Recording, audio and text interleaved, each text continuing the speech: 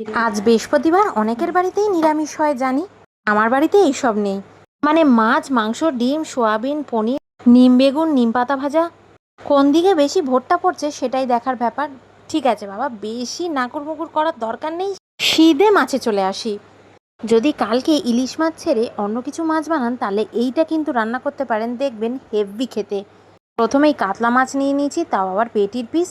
গায়ে হলুদটা লাগিয়ে নিয়েই এরকম তেলে ভালো করে কড়া কড়া করে ভেজে নিলাম সব মাছগুলো। তেলে ফোড়নে দিয়ে দিলাম দুটো এলাচ, লবঙ্গ আর মাত্র দুটো তেজপাতা। কিছুক্ষণ নাড়াচাড়া করে দুখানা পেঁয়াজ এরকম স্লাইস করে কেটে নিয়েছিলাম সেটাকেও ভেজে নিচ্ছি। হালকা ব্রাউনিশ ভাজা হতে দিয়ে দিয়েছি, আর এদিকে একটা পেস্ট তৈরি করে নিলাম। পেঁয়াজ, আদা, রসুন, টমেটোর পেস্ট অল্প জল দিয়ে ভালো করে মিক্স করে নিয়েছি।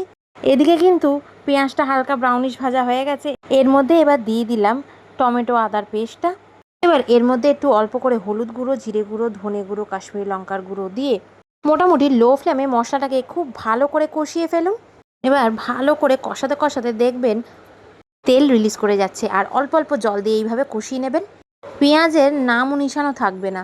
এবার গ্রেভি কীরকম রাখবেন সেই হিসাবে গরম জল দিয়ে ভালো করে নাড়িয়ে চাড়িয়ে ভেজে রাখা মাছগুলোকে দিয়ে দিতে হবে। পরিমাণ মতো নুনও দিয়ে দিলাম। এবার ঢাকা দিয়ে এটাকে রান্না করুন। ফুটে এলে এর মধ্যে পরিমাণ মতো চিনি দিয়ে দিন, আর গরম মশলা, ধনে পাতা দিয়ে নাবিয়ে ফেলুন। ব্যাস, আর 5 মিনিট। এবার 5 মিনিট হয়ে গেলেই ভাত পাতে যাওয়ার মতো একদম যোগ্য হয়ে যাবে। এবার কি, এবার গরম গরম বসে যান ভাত নিয়ে। ওরে বাবরে, এর তো হাত থামানো যাচ্ছে না রে বাবা।